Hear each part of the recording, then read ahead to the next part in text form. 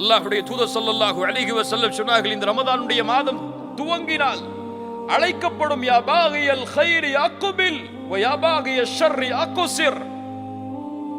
நன்மையில் விரைபவரே முன்னேறு, தீமையை செய்பவரே குறைத்துக்கொள். இது அதற்குரிய மாதம் அல்ல, குறைத்துக்கொள். வலில்லாஹி உத்தகாஉ மினன் நார். நல்ல கவனிங்க, வலில்லாஹி உத்தகாஉ மினன் நார் வதாலிக ஃபீ குல்லி லைலா. அல்லாஹு அக்பர். என்ன நற்செய்தி! இந்த ரமதானுடைய மாதத்தில் ஒவ்வொரு இரவும் நரகத்திலிருந்து அல்லாஹ் மனிதர்களை விடுதலை செய்கிறான்.